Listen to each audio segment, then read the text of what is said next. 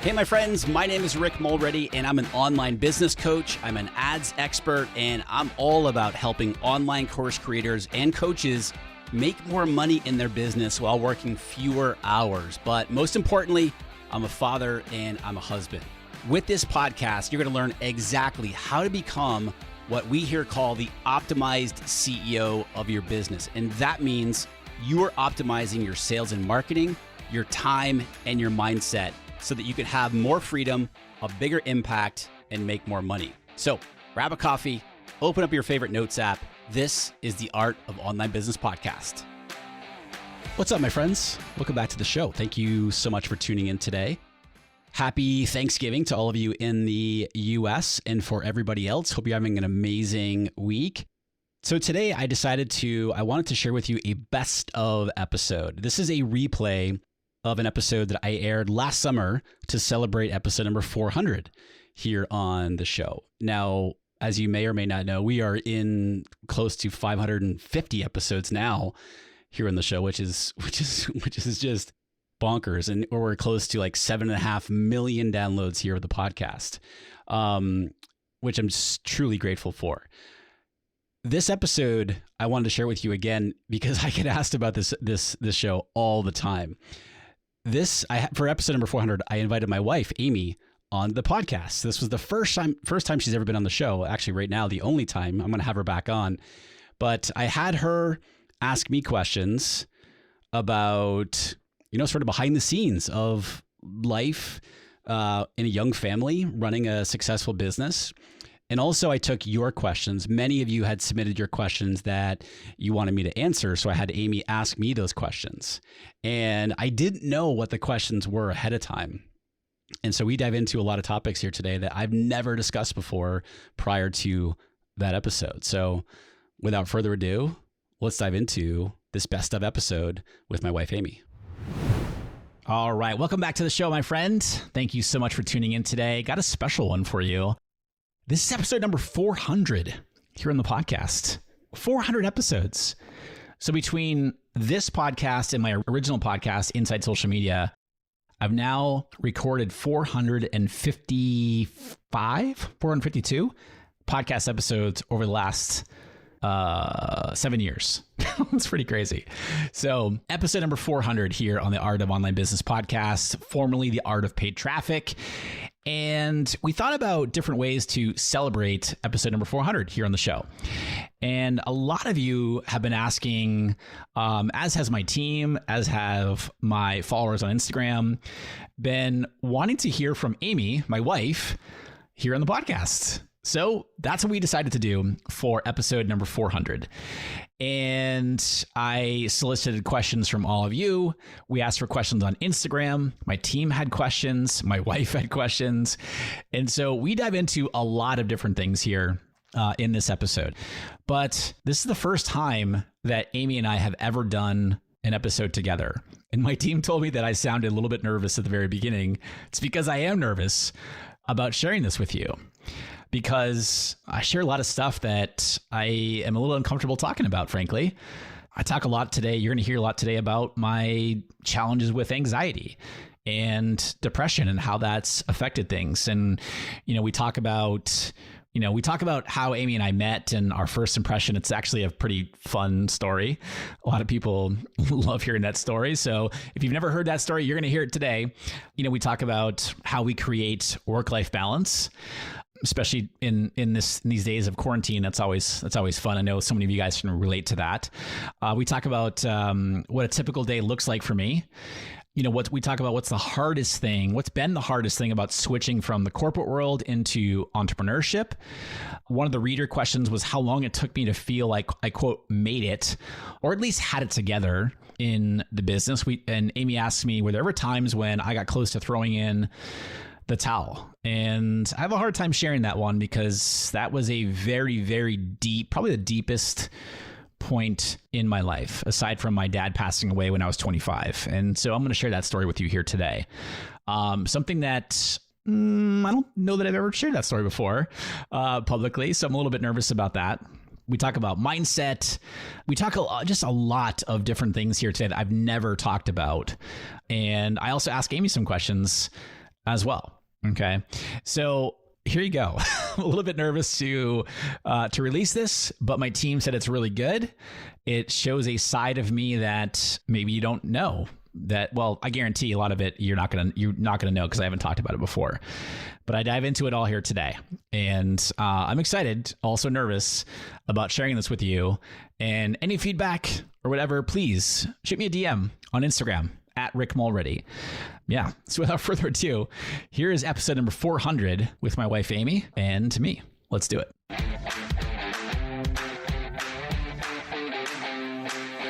Welcome to the Art of Online Business podcast. My name is Rick Mulready, and I'm an online business coach, Facebook and Instagram ads expert, lifestyle entrepreneur, and I'm a total coffee snob as well. Each week, you're going to learn actionable strategies, mindsets, and tips that take the guesswork out of growing and scaling a profitable online business so that you can truly become an entrepreneur with impact. This podcast is your secret weapon for fast-tracking the growth of your online business. Let's do this. What's up, my friends? Welcome back to the podcast. Rick Mulready here. Thank you so much for tuning in today. I really appreciate it. As you can hear, I am joined by my wife. Hello. Amy Clover Mulready. He's so nervous right now. I really am nervous. Guys, I am not nervous when it comes to podcasting, but I'm nervous today. And she's sitting next to me in our office. Maya, our daughter, is down for a nap. And this is literally the only time we have to record. And so many of you guys have been asking for her to be on the podcast. Thanks, guys. And I don't know why, but I've been resistant about it. I think that I always thought that you wouldn't want to do it because you don't even like podcasts. I don't listen to podcasts. I don't even listen to my husband's podcast. I was just going to say, have you ever listened to my show? Just when you're editing or when you get the editing and I hear a little bit of it. I don't listen to any podcast though, babe. It's not, Amy, if I listen to any podcast, it would be yours. Good answer. Good answer. So in celebration of episode number 400 here on the Art of Online Business podcast, my team and I thought it would be a good idea to do a special episode number 400 for all of you. And that was to bring Amy on to interview me. And that's what I'm a little bit nervous about. And so a lot of you wrote in questions, what you want Amy to ask, or maybe, for Amy and I to talk about, what it's like here in the Mulready household with a 17-month-old and running a business and all that fun stuff. And Amy's an entrepreneur as well, has her own coaching business. So we'll talk about that later and what that's like. But that's how we thought we'd spend episode number 400 and just having a conversation where Amy and I go back and forth and you guys have submitted questions. My team has submitted questions and Amy and I also came up with some things that we thought would be really helpful to chat about. Are you ready? I'm ready to dive chat. In. So, and guys, these are going to be all over the board. These are going to be kind of like some personal questions. These are going to be, work related, like business related questions and how it relates to Amy and me. And so we're going to kind of go all over the board here. This is going to be a lot of fun here. So basically it's going to be juicy. It's going to be, well, yeah.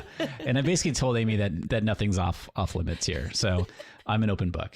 And this is also, just to be completely honest and transparent with you guys, it's an effort for me to be more transparent with all of you because a lot of you guys ask questions and I have zero problem answering them, but just now I get to do it on a grander scale with all of you here on the podcast. And so, and can I just say that I think that's a wonderful thing, babe, because we need more men talking about the real stuff, about the stuff about being vulnerable and all of that fun stuff. Know what I mean? Yes. Whenever I have been vulnerable on the show or in an email, I always get people responding the same way. It makes so much sense because there's no few people sorry to interrupt you. I'm not going to do that mostly on the podcast. Yes, you are. Your job is to interrupt me today. Continue. Carry on. Yeah, no, I think I just makes so much sense that so many people reach out because it's so rare to see, especially men, talking about the vulnerable stuff. Yeah. And obviously no one knows me better than Amy, so she gets to bring that. It's one of the reasons I love you so much. I sing a lot. Fair warning. So the first listener question, and I don't know if you want me to take this or you want to take this. And the first listener question that people wrote in was, how did we meet? What was the first impression of one another? why don't you go ahead and start and I will interject and interrupt you as you go. So how did we meet? We met in LA. You were a trainer. Amy was a trainer at Equinox. Equinox, yeah. In Westwood. I was a member there at Equinox, and I noticed Amy across the room one day, and Equinox has those plaques on the wall about all the trainers. And I was just curious, like, oh, who is this person? So Wait, I think it's important, especially because there are so many women listening out there, to tell a little bit about what you actually noticed. Because I remember you told me that you didn't just notice like, ooh, she's hot. You noticed like my energy is what you said. I noticed your big smile, like literally across the room. And I was just like, I noticed how you interacted with your clients. And how bubbly you were, and like your personality with them. And I was like, man, like that's such a positive energy. I loved it. And so I went home and looked you up online.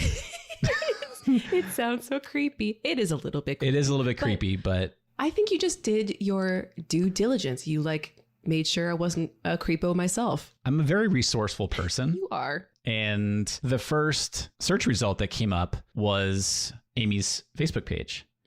And this is back when they had like recommended friends or mutual friends or whatever in the upper right hand corner. And it turned out that we had a mutual friend. And this was a girl that worked for me back at AOL back in Virginia a long time ago. And I hadn't talked to her in a few years. And so I was just like, hey, I'll just reach out to her. I was like, hey, what do you know about this Amy Clover girl? And she's like, oh my God, she's awesome, but I haven't talked to her in a while either. And I said, well, could you set us up?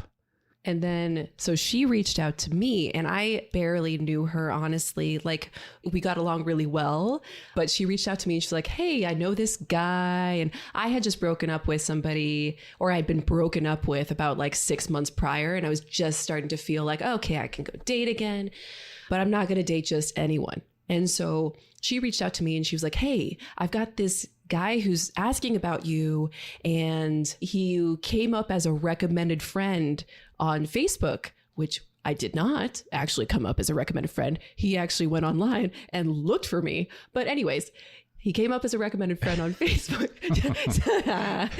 You have to wait now. I do. And then she was basically like, he likes you too, and he plays hockey. And I was like, I'm not interested in either of those things. And then she was like, take a look at his profile. And I looked, and gals, I'm not all about the looks, but I looked at his photo and it was like the worst photo Okay, I've ever seen. Can I just say something here real quick? So this leads into what was your first impression of one another? So, well, first of all, the picture I had was I was at the Grove in LA. My niece, at the time, I don't remember how old she was, but she was doing like the Flat Stanley project. And Flat Stanley is just like this little, I don't know, like this colored... Is a piece of paper that nobody has any idea what it is unless you have a child or know somebody with children. I bet teachers listening right now know what Flat Stanley is. Totally do. I bet. Anyway, so I had a picture of me holding Flat Stanley at the Grove. It was like a really big part of your picture. So I was like, what is that creepy looking piece of paper man thing that you're holding? I thought it was a good picture, but... You had sunglasses on, huge sunglasses, so I couldn't see your face. And you were making this weird face. And I was like, why? If, usually people pick their best picture to put up on Facebook. And I was like, if this is his best picture, I don't know. But you took a chance. I took a chance. Yeah. She reached out one more time. I was like, no, I'm not interested. And she reached out and she was like, just give it a chance. Why don't you try it? And I was like, actually, at this point, I was like, okay, fine. He'll be a practice date. Dun, dun, Thank God for practice dates. Well, so we met for lunch at Coral Tree. And when I walked up, I remember when you were like, oh, hey, we'll get to that part in a second. But when you were like, oh, hey, I was like, what? This guy looks nothing like his picture. Why would he post a picture like that? And you told me that. So anyway, it was a lesson on not judging a book by its cover. Yeah. Yeah. You were like, oh, hey, I was like... One, first impression, because I'd already seen you, so... I did not know that. But then the first impression I had was that you said, oh, hey, you work at Equinox, don't you? It was a lie. I was playing it. Yeah. I didn't want you to run for the door right away. And then, long story short, it came up in date number 4. Was it 4? I think it was. Yeah. And then you'd already caught me by I already won your heart. I didn't want you to run like 4 dates in. My heart was yours. I didn't want you to run 10 years later. Oh. For 10 years, but we've been married for what, 7 years? 2013. Yeah, 7 years. Yeah. Well, almost 7 years because September. Yeah. Wow. So that was 10 years ago. Practice date. 10 years later, we have the most amazing daughter. Take a chance, Here guys. we are. All right. The next question is that somebody wrote in is what's been our favorite memory together? Ooh. Well, let's see if we have different ones. I mean, I can answer. You go first. I mean, outside of obviously Maya being born, yeah, I would say our travels. Yeah. I would say Paris. What's been is like top of the list. Yeah. We've been to Paris a few times. And is it your favorite city in the world? My favorite city in the world. At this point, yeah, I think so. But we also, like, another thing too that comes to mind for me is right after we got married in, well, while we were living in LA, but we're moving to San Diego, and we rented out our place, put our stuff in storage. We traveled for 3 weeks for our honeymoon, but then we went and moved in with your grandparents. Yeah. For a month of December. They were like, "You're going to live here for a month?" And then they didn't want us to leave. And that was really like, that has been one of my favorite memories together too. Yeah. Because that was a great time. My grandparents passed away about a couple years ago now. And I'm just so glad that we got that time with them and that they got to know you so well too. Yeah. Totally do. I bet. What about your favorite memory? My favorite memory? I mean, I have so many great ones. A lot of them are definitely traveling.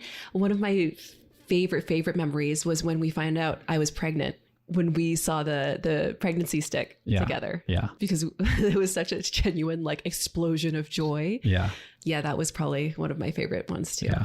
I remember that distinctly. Yeah. I think we already answered this. What's your favorite place that we've ever traveled? Yeah, I think Paris is our favorite place. Yeah. I loved traveling to New York with you too, though, especially showing you New York, because I used to live in New York and I finally got to show it to Rick and he didn't really like it before I showed it to him. Well, that's true, because I used to go there when I was in the corporate world. I used to go to New York quite a bit. I think I've been there like 6 or 7 times before we met, and I didn't like New York. I was just, no. And it really wasn't until the first time that we went together, because you lived there, you kind of gave me the lay of the land and how things worked and like where things are. And then I started to love it. Now I love it. Yeah, I know. I can't wait to go back and take Maya there. That's actually the next question that somebody asks is along those lines. Where are you most looking forward to traveling with Maya? Where would you say? Ooh, there's so many places. I mean, for everybody out there who doesn't know this, I am huge into Disney. And Rick is not at all. I'm not at all. But I can't wait to take her to like Disneyland. But okay, so anywhere in the world though? Well, no, I mean, not necessarily. Where are you most looking forward to traveling with her? I'm really looking forward to going back to Paris with her, but everywhere, really everywhere. I'm looking forward to going places we've never been with her. Yeah, I'm looking forward to taking her to Paris and London. Yeah. Yeah. Oh, that's going to be so great. Taking her to afternoon tea. I can't wait for that. Sorry, everyone else. All right. Shifting gears a little bit into like personal, but yet still work stuff or business stuff. Well, why don't you ask this question? Because this was a listener question, and I think it was, well, it's for both of us, right? Yeah, it's and around. I think it has to do with what we're going to get into here too. Like there's a lot of work questions. Yeah. I think it's going to be really cool to be able to visit this from both sides of it. But how do you create work-life balance was the next question. And when I first saw this question, I was like, what's that? But I think what's balance? What is balance? That's like a lot of what I do though. But I think it is a really important question, and I think it's ever changing and evolving. So, well, especially now, because we're recording this on today's May 28th, and we've been at stay-at-home orders for 2.5 months now. Yeah. So just like so many of you, everything that our day-to-day routine has been thrown, out the window. We normally have somebody come over and help us with Maya a few days a week. That hasn't happened in a few months, so that changes things. I'm working from home, which isn't different, but Amy works from home also. So we have, just like all of you guys, and right? I'm full-time momming at the same time. Yeah, and running your coaches, so that so creating work-life balance looks a little bit different now than it normally does, if you will. Mm-hmm. And we're going to talk about this, but the biggest thing for me personally in creating that is just trying to have set boundaries. Yeah. Of, all right, I'm going to finish at this time during the day and then shift into dad and husband. You've been doing so well with that, by the way. You weren't always good at it, was the thing. Well, we're going to talk about that. A lot better at it. Yeah. And then just, and taking breaks during the day and, going for walks with Maya in the afternoon and stuff like that. But do you have anything to add to that? Yeah, I think that also setting boundaries in your conversation as, a married couple beyond when work is happening. I think that's something that we established pretty early in our relationship because we're both entrepreneurs. We weren't actually both kind of entrepreneurs when we first met each other, but we'll talk about that in a little bit too. Yeah. But it's something we've had to learn that we can't talk about work all the time. Otherwise, like our actual personal relationship gets lost in it. Yeah. And there's no respite basically from work. And that's hard for me because I'll talk business all day, 24/7. Yeah. And I'm a coach. So what I do is listen. And I'm like, let me try to help you with this. And it's like, then I'm working. That's one thing that we've had to learn in our communication is, wait, is this Coach Amy talking? Yeah. Or wife Amy talking? We actually literally have to say that. Yeah. Vice versa. Like I say, how do you want me to support you with this? And I appreciate that. It's like cleared up so much for us. But it's been a process though. It has. Yeah. Definitely. Because both of us would immediately go into... We're both fixers. Yeah. Yeah. Or I should say, and it took a while for me to realize that you didn't necessarily always want to talk business. Yeah. You're like, I don't want to talk funnels. I very rarely want to talk funnels. Or team or anything like that. It's completely different. And guys, Amy's the one that like I go to when... Because I'm more like, let's keep driving forward. But if there is, a decision I need to make that's more, this is going to sound funny because it makes me sound cold, but I'm not.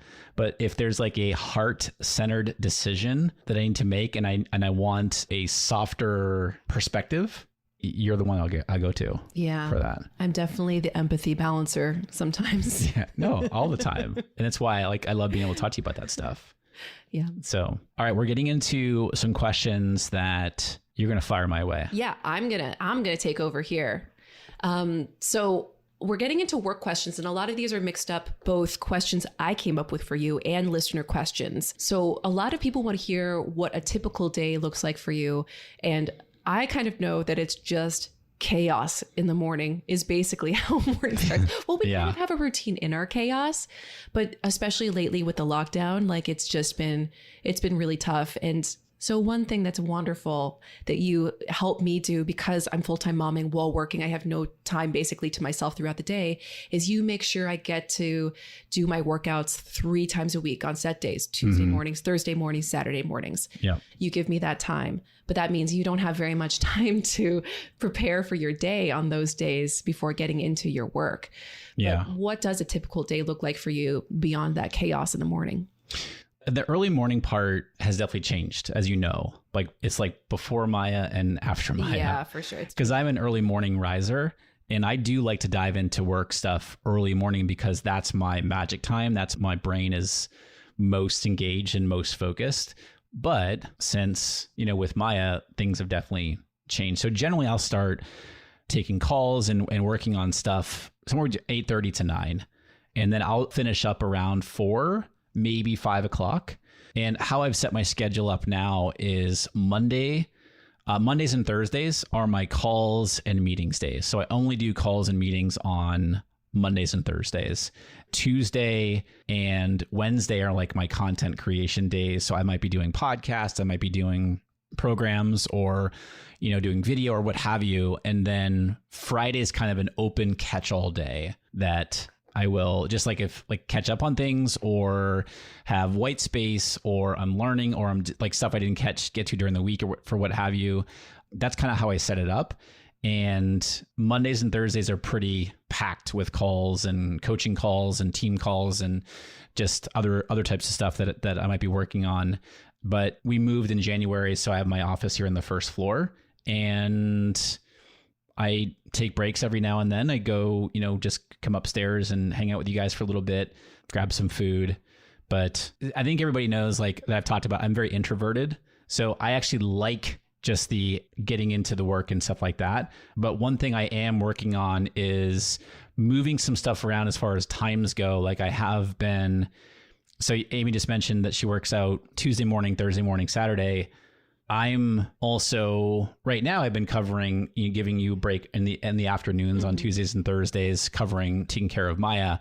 So I've been kind of moving my times around to like work out and stuff like that. And I actually do better if I work out like late morning before lunch. Whereas in the past, I've been doing it later in the afternoon, which I'm pretty tired by that point.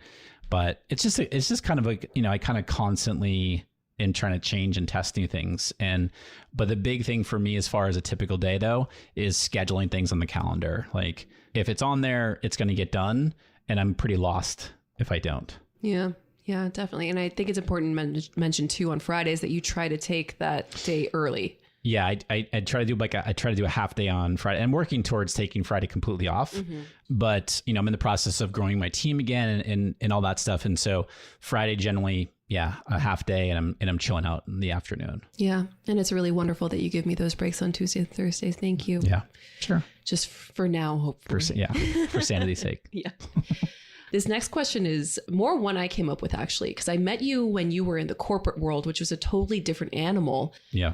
With totally different worries and different feelings. So what has been the hardest thing? And what's it been like? And what's been the hardest thing about switching from a corporate job into entrepreneurship? It's a big question. It is a big question because I can go from like early on after I left the corporate world. It was a shock, right? It's just like, this is what I wanted, but oh yeah, I'm responsible for everything now.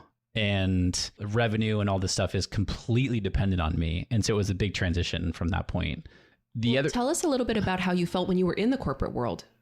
What pushed you to make that transition? I got tired of kissing butts of junior planners in the agency space, ad agency space, because I was selling online advertising, and I hated the fact that my success was dependent on like what kind of mood they were in.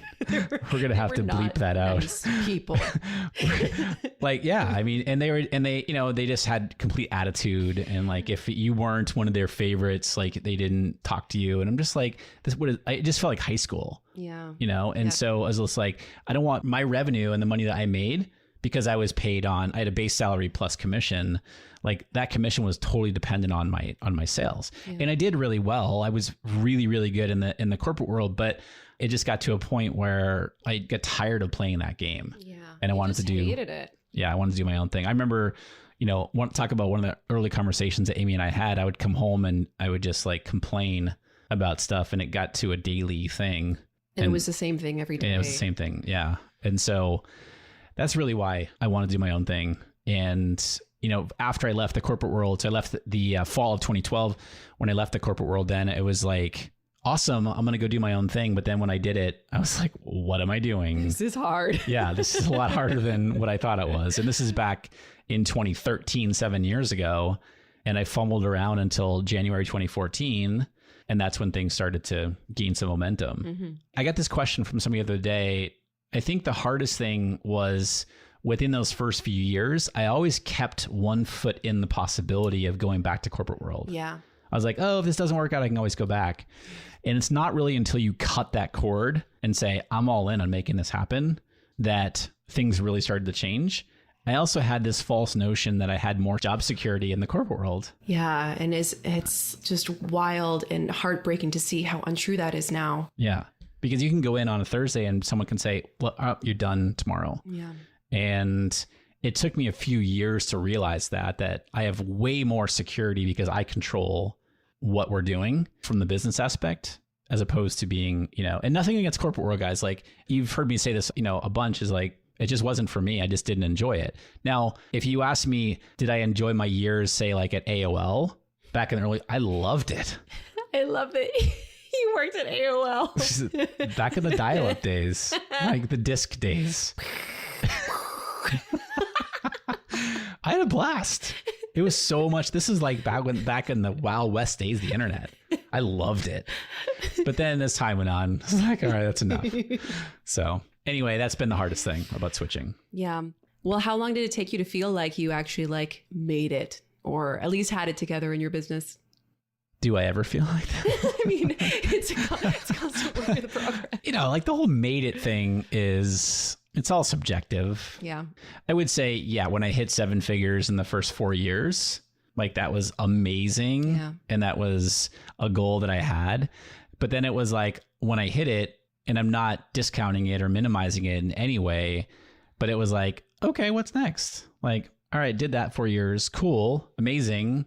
But like, what's next? That can kind of be an insidious mindset too, right? Totally. Yeah. Because like nothing ever becomes enough. Yeah. That is one thing I struggle with is like never enough, never enough. Well, it's something you're definitely working on and you've made a lot of progress in it. Yeah. Yeah. Thank you. You're welcome. For that. I love you. I love you. So yeah, I mean, I would say that first 4 years we hit 7 figures. I felt like quote unquote, I made it and then had it together in the business.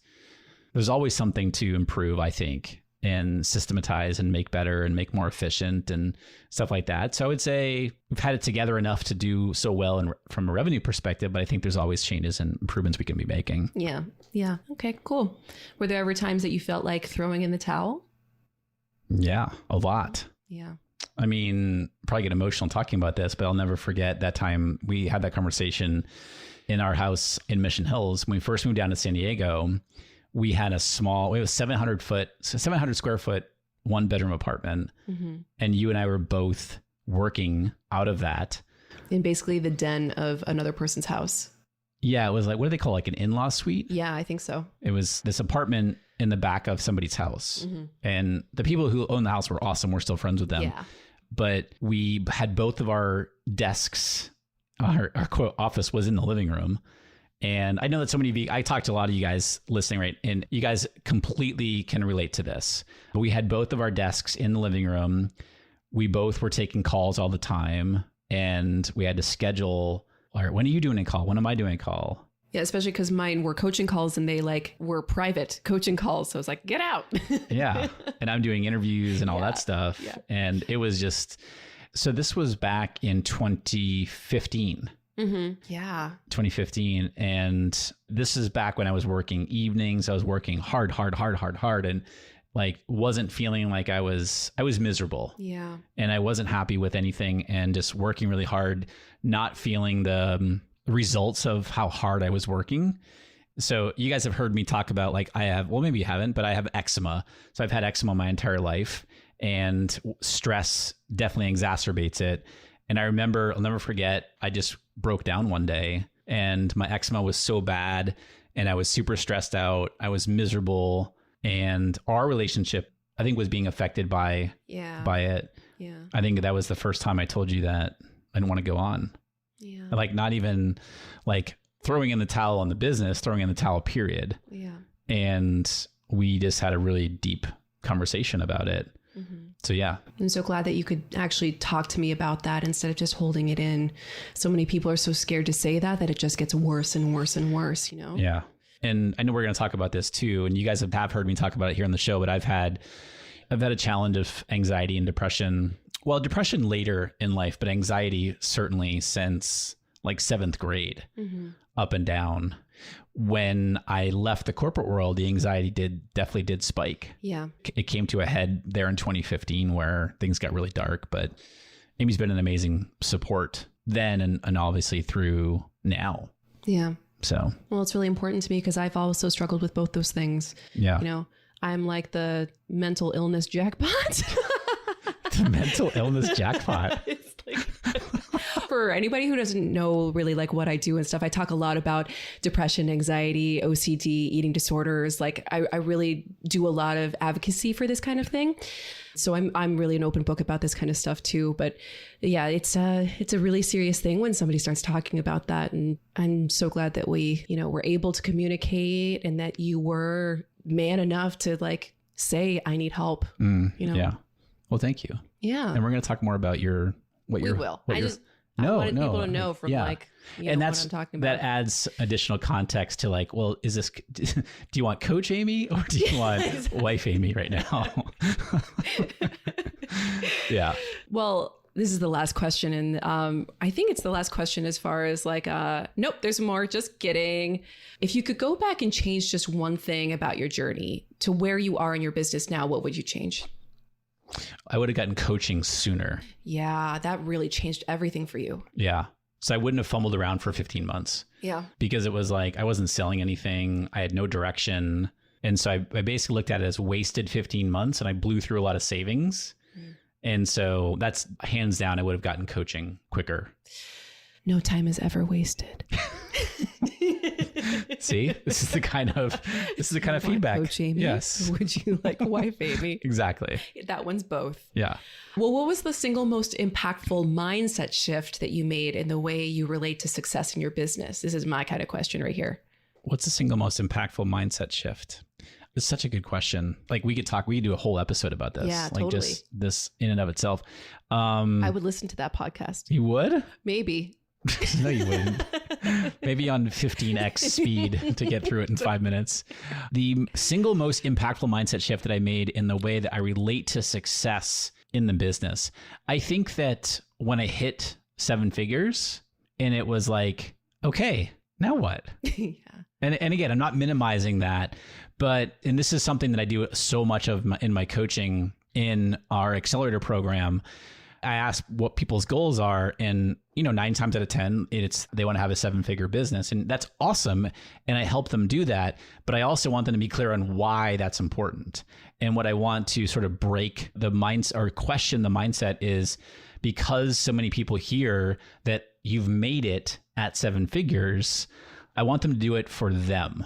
I want them to do it for why it's important to them, not because what somebody else says you've made it at 7 figures. Yeah. Does that make sense? Yeah. And so I think that's the biggest mindset shift that I had regarding quote unquote success. Making it for you. Yeah. Yeah. Yeah. Because success could mean like, I want to be able to go to the movies on Tuesdays at 11 a.m. every week. Mm-hmm. I want to make enough money to support the family. Yeah. And to be able to do that. Cool. Well, you don't need to make $1 million to do that. Yeah. And, I hear from a lot of people too, like a lot of my students come to me and say, I want my business to thrive enough to be able to retire my spouse. Yeah. Like I hear that a lot. I'm like, cool. Like, well, what does that look like for you? Yeah, get specific with it. Yeah. Yeah. So yeah, that's the biggest mindset shift. Cool. Let's move into kind of the personal side of things. What's been the hardest thing in this last glorious, amazing, magical year and a half of our Maya Josephine's life? What's it been like being a new dad and also running a business basically by yourself?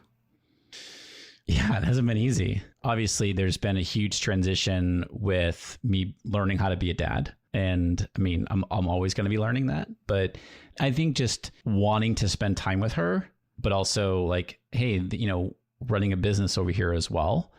And I have talked about it here, guys. I have a small team. We're growing the team now, but I have had a small team and I've wanted it that way. And so I'm very much involved in a lot of things and we're expanding and growing. And so that's changing. But at the same time, since Maya was born, it has been a huge transition. And, especially because I work from home and like so many of you guys can relate who have kids at home and you're working from home. For a while I did have an outside, I was like at WeWork and stuff like that. But when I'm at home and hearing her run around or hearing her cry, like I want to be there. Or try to open your door. She does that a lot. She comes in during coaching calls. That's okay. It's just wanting to be there, but also at the same time, like knowing that I have the business to run and everything like that. So it has definitely been a transition and frankly, it's still a work in progress, but we've done, like we talked about earlier, we have set good boundaries. I think the biggest thing, honestly, is, and we have talked about it on the show too a lot, and I talk to a lot of students that go through this as well. It's that transition time from work to, okay, dad, husband, I almost said wife, dad, husband time, where it takes me a while to do that. That's been like an interesting work in progress for you, like for a while now too, is like trying to find something that helps you transition from work to now I'm home, because you're at home. So that's really tough. And I bet a lot of listeners probably have that same kind of struggle. Yeah. And it was different in the corporate world because I was like in the car and driving and I'm like, all right, I'm going to chill out for the next 30 minutes, especially in LA.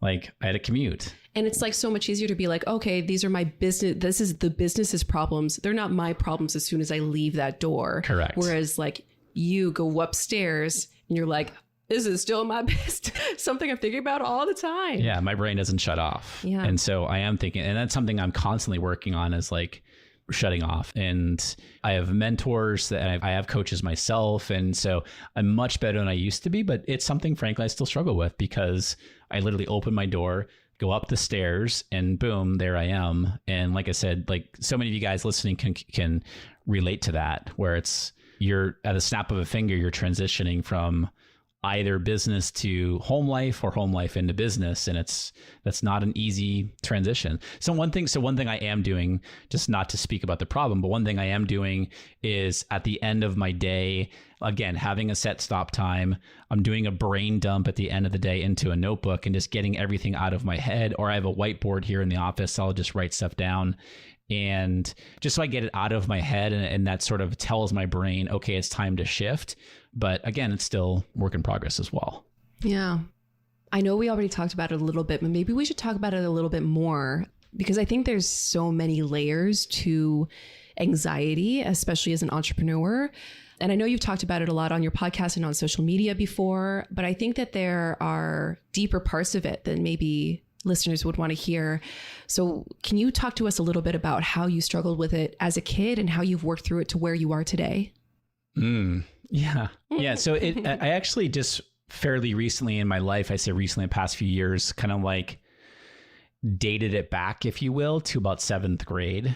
And that was the first time that I remember like really feeling that anxiety. And I grew up in a small town in New Hampshire. My high school was, I think, like 1,200 total. But then I, get out to here to California, and like one grade is 1,200 people. But so, and a part of it too was like, I went to a Catholic grade school where there was one class for each grade, and it was like 20 kids or whatever. And then I transitioned into quote unquote the big high school, and my class was like 350 people or whatever. And so that was it just really worsened my anxiety and worry and stuff like that. And it was just like, I look back on it now, and it was just, everything was centered on the future, like anxious about the future, worrying about the future. My dad was always that rock for me and that positive source of influence. My mom is too, but my dad was really that person for me. And then my dad died when I was 25 of colon cancer. And so I lost that piece of that aspect of my life, of having that person. And that was a huge void, and still is, frankly. It always has been. It's like a roller coaster. It goes up and down. And so for all of you guys anybody who struggles with this sort of thing, that it comes and goes. And yeah, when I left the corporate world to do my own thing, it definitely spiked. And, I talked to a lot of entrepreneur friends who have very successful businesses who experience the same kind of thing, but most of them do. Most do, but it's not something that gets talked about, right? Like you have to have it all together. Yeah. And so I do think it's something that should be talked about more. And the fact that you can have challenges with these sorts of things while still building an incredibly successful business and helping a ton of people around the world. It can exist while also all this other goodness is happening. It can be both. And I think the key thing there I found is that when you're experiencing that, still moving forward and taking action in spite of fear, anxiety, or whatever, that's really where the growth comes from. That's beautiful. I was going to say, mic drop. I meant to tell you, speaking of your dad, by the way, I was out on a walk with Maya today, and she was sifting around in the gravel, and she pulled out a coin. Oh, that's awesome. Yeah. My dad was saying hi. Oh, that's your grandpa saying hi. Yeah. Yeah. That's one of those things, like whenever we find a penny or what have you, that was something that my dad always did. So. And then she threw it into the flower bushes and waved to it. It was so adorable. Awesome. That's amazing. I was like, let's keep that for your dad. Oh, no. Okay. Okay. See you later. Oh, this is like a random question. I think it's actually from a listener. Can we talk about your coffee snobbery a little bit? And how... It's your fault. It is my fault. Well, that was what I was going to ask you. How did it originate? We went from really deep and serious to we're lightening it up a little bit. No transition there. No, I like that. I am not a podcaster. We're getting to the end here of this. Let's lighten it up. Yeah. Well, I'm a definite coffee snob. Mm-hmm. I wasn't even a coffee drinker until I met you. Yep. And it's my fault. We used to go to Pete's Coffee in Brentwood together. And then that wasn't enough. Well, I love Pete's actually because I like dark roast, bold coffee. Yeah, like that's how it started. My parents weren't coffee drinkers, they're tea drinkers. And I love coffee. Yeah. And there's like kind of a lack of independent coffee shops around where we are. There's one. Yeah. There's like a couple. Yeah. And that's just the one thing that's not so great about where we live now. We live in the suburbs now. Yeah. And we live in like neighborhoody, and we used to live pretty much downtown in San Diego, just outside downtown. And there was my favorite coffee shop ever is James Coffee. I love it. So now I have James sent to me every month in the mail. I miss our James Coffee people. But we got you a Nespresso machine. We did. Recently. Well, because my coffee snobbery died down. When I got pregnant, I couldn't drink coffee. I couldn't be around it. I couldn't smell it. Like when you made it, I was like, oh, no. I was like, well, I'm not stopping drinking coffee. No. And then like it started wearing off, and I went to decafs for a long time. And then she turned 1 and I started drinking half calves. And just recently I started full calves again. And now I'm starting to get back into it. Well, you just didn't want to go through the process of like grinding beans and doing the espresso machine, which is what I love to do. And you're like, I'm over it. Yeah. So we got the Nespresso machine. It's pretty good. It's not. It literally makes my stomach sick. It's terrible. It's awful. I'm glad you like it, but I'll stick to my good beans. I like it. And it also takes like 30 seconds to make. I do like that. But sometimes I enjoy the process. Other times I'm just like, I just want the coffee. Yeah. So I do want to wrap up, but I want to talk real quick about your brand and Strong Inside Out. Me? Yes. This is episode number 400 we're celebrating today. So what is Strong Inside Out? What kind of coaching do you do? Well, Strong Inside Out is a place where we basically champion. I don't know how to get it close to the mic. I just pushed her. I just got close. Like, let's get a little closer to the mic. I feel like I'm going to eat it. That's I'm like so much hitting better it with right my mouth. Go for it. Okay. Well, Strong Inside Out is a place where we help people build individual health and release shaming metrics and body standards that are made basically in general terms instead of individual terms. And we believe that health is a very highly individual thing. So we talk a lot about, breaking body stigma. We talk a lot about preventing eating disorders. We talk a lot about movement from a heart-centered place rather than I should do this place. It's basically a place where we take diet culture and all the shoulds out of your diet and movement and basically make it more for you and more of a loving thing for your body and yourself rather than I should do this in order to be what somebody told me I need to be. And how do you help people? Like specifically? I do coaching and I have online courses. And what are like some of the transformations that people are coming to you for through what you just explained? Someone might coach with you to do what? An easy way to say it is that I basically help people uninstall diet culture from their health programming.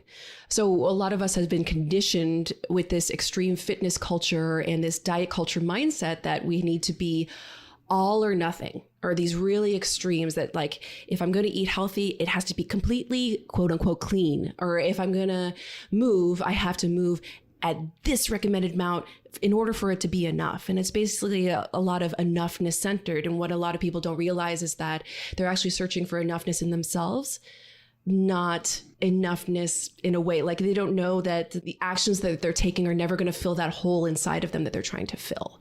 So that's a lot of what we do. Is a lot of my coaching is centered around basically becoming aware of where your conditioning has brought you to feel like that lack of fulfillment and that lack of enoughness, and how we can start to fill that void while also kind of reframing all of the behaviors and mindsets around your health that are keeping you back from happiness. I love this because like hardly anybody approaches it this way and you just flat out get results for people. Very few, except for a lot of eating disorder therapists. Yeah. Yeah. I love it. There are some people doing really great work in the movement space and stuff. Like there's a really great site called the Become Project that I really admire. And I love a lot of movement that's also tailored to your emotional center as well, like The Class by Taryn Toomey, which is really amazing. But there are very few people talking about kind of movement and health from this place of heart-centeredness instead of just the shoulds. Well, like I've been telling you for a while, I think it's time for you to start a podcast. Yeah, well, we're seeing how I don't know how to talk into a mic, but I do like hearing myself talk. Where can people find out more? StrongInsideOut.com. StrongInsideOut.com. You can check out my coaching, StrongInsideOut.com/coaching.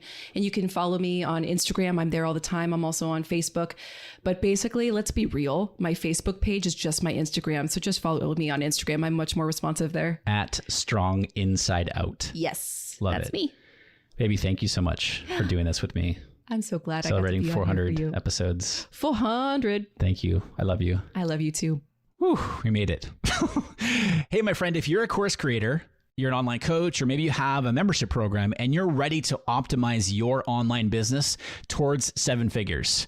You're already doing at least $5,000 a month in your business, but you're not sure what you should be doing to be optimizing your business to 7 figures, then I want to invite you to apply for my newly up-leveled accelerator coaching program. If you feel overwhelmed, if you feel confused about next steps in your business, if you're stuck in a pattern of unreliable and inconsistent monthly revenue and you're doing all the stuff in your business, I'm going to be straight with you right now. What you think is keeping you from growing your business is not actually the problem.